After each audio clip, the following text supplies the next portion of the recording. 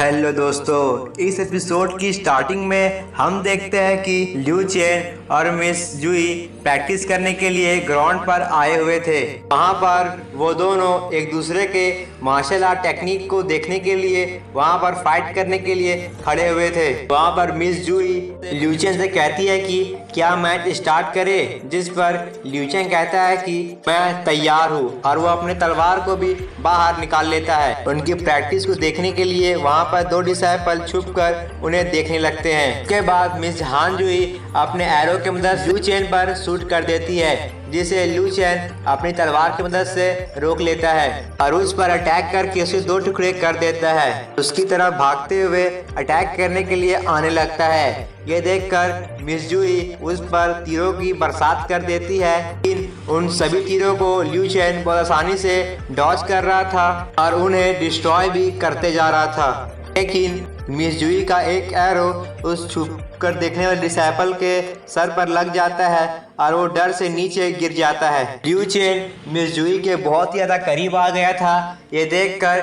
Miss जुई अलग अलग direction में शूट कर देती है, लेकिन लिू चेन अपनी तलवार को फेंककर उन सभी एरो को भी डिस्ट्रॉय कर देता है। लेकिन लिू चेन की तलवार दीवार पर ही अटक जाती है। ये देखकर लिू चेन एक बहुत बड़ी छलांग लगाता है और अपनी तलवार को वहां से उतार देता है, वापस से ग्राउंड पर आ जाता है। तभी मिस जुई एक साथ बहुत सारे एरो को लिू चेन की तरफ शूट कर देती है, लेकिन लिू चेन सभी एरो को डॉज करते हुए उन सभी को डिस्ट्रॉय करते जा रहा था और वो सिर्फ 1 मिनट में ही उन सभी एरो को डिस्ट्रॉय कर देता है और मिस जुई की ओर बहुत तेजी से आगे बढ़ने लगता है। मिस जुई अपने एरो को उठाती उससे पहले ही लिू चेन उसके सामने आ जाता है और उस पर अटैक करने लगता है।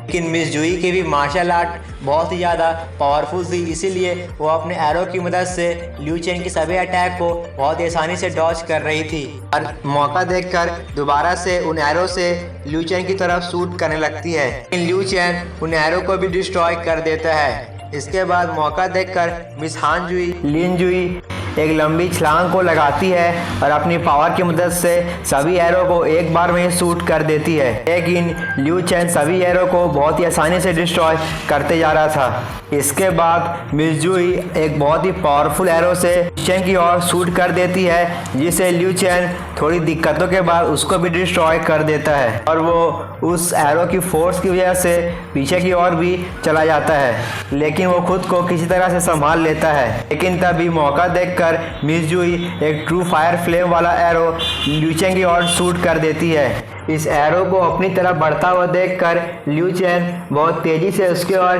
जाने लगता है और अपने स्पिरिचुअल पावर की मदद से उस पर अटैक करके उस एरो को भी डिस्ट्रॉय कर देता है और इसकी वजह से वहां पर एक ब्लास्ट भी हो जाता है। और मिस जुई जब देखती है कि लिू चेन अभी भी सही सलामत उसके सामने खड़ा हुआ होता है, तभी लिू चेन मिस जुई से कहता है कि तुमने तो आर्चरी स्किल में बहुत ही ज़्यादा इम्प्रूवमेंट की है, जिस पर मिस जुई कहती है हाँ, तभी तो तुमने मेरे हर एक अटैक को बहुत आसानी से ही डिस्ट्रॉय कर दिया। उसके बाद वो लिू चेन से कहती है कि तुम तो डिवाइन मिडिल रेल्म के अभी मिडिल स्टेज पर हो गए, मिडिल रेल में भी काफ़ी शक्तिशाली बन गए हो, और कहती है कि अगर तुम अपने ट्रू लिमिट को इंक्रीज कर दो तुम बहुत आसानी से मेरे हर एक अटैक को बहुत ईजिली डिस्ट्रॉय कर दोगे। इसके बाद वो पूछती है कि आखिर वो बाई नाम का लड़का तुम्हारा इतना मजाक क्यों उड़ा रहा था, जिस पर लिू चेन उसे कहता है कि उसके मेरे मजाक उड़ाने से मैं अपनी सीक्रेट टेक्निक्स को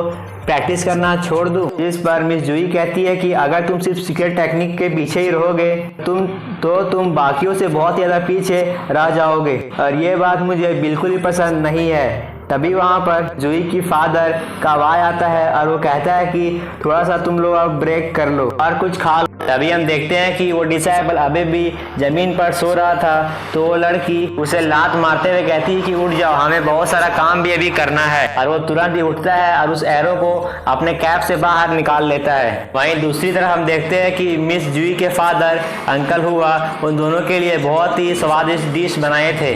और उन्हें बहुत ज़्यादा स्वादिष्ट डिश को सर्व कर रहा होता है। इसके बाद वो दोनों आपस में बातें करने लगते हैं और अंकल हुआ ल्यूचेन से कहते हैं कि जब मैं 19 साल का था तब मैं अपने सीक्रेट टेक्निक्स को सीखा था।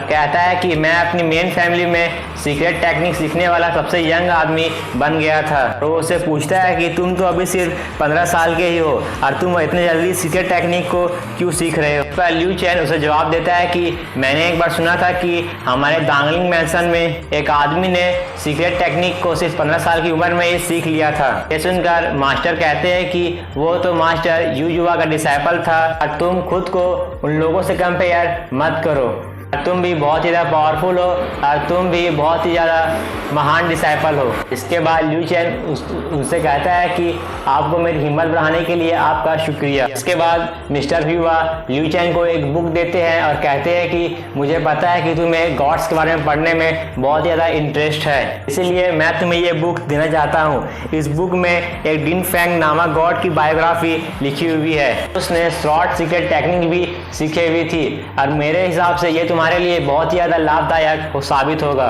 इस किताब को उठाकर ल्यूचेन अपने घर ले जाता है। अपने घर में आकर वो सीधा अपनी लाइब्रेरी में जाता है और लाइब्रेरी में जाने के बाद वो अपने सीक्रेट रूम में जाता है। तो सीक्रेट रूम में उसने गॉड्स के बारे में लिखी हुई बहुत सारी किताबों को रखा हुआ था। उस किताब को भी वहीं पर रख देता है। उसके बाद वो वहाँ बैठकर ड्राइंग करने लगता है और वो खुद से कहता है कि मैं अपनी बॉडी में गॉड के स्पिरिट को तलाश करने के लिए मैंने बहुत सारे गॉड्स के बारे में स्टडी किया है और उससे मैंने ये सीखा है कि सभी गॉड्स ने अपने सीक्रेट टेक्निक को सिर्फ 16 साल की उम्र में ही पोजेस की थी। वो ये भी कहता है कि शायद मैं भी एक गॉड बनने के लिए इस सीक्रेट टेक्निक्स को 16 साल की उम्र से पहले ही पहचान लूँगा कि मुझे अपने डिवाइन सी ऑफ सोल में और भी ज़्यादा पावर महसूस हो रही है। मैंने इसमें बहुत ज़्यादा बैटल का भी एक्सपीरियंस किया है और मुझे लगता है कि और कहता है कि मैं अपने सीक्रेट टेक्निक्स के वजह से अब कुछ ही दूर हूँ गॉड बनने से। इसके बाद वो वहाँ से खड़ा हो जाता है और कहता है कि मैंने अपने सीक्रेट टेक्निक को सीखने के लिए रास्ता ढूंढ लिया है और वो एक पेज को दीवार पर चिपका देता है। उस पेज में एक डोंग नामक माउंटेन का तस्वीर बनी हुई थी और इसी के साथ ये एपिसोड यहीं खत्म हो जाता है।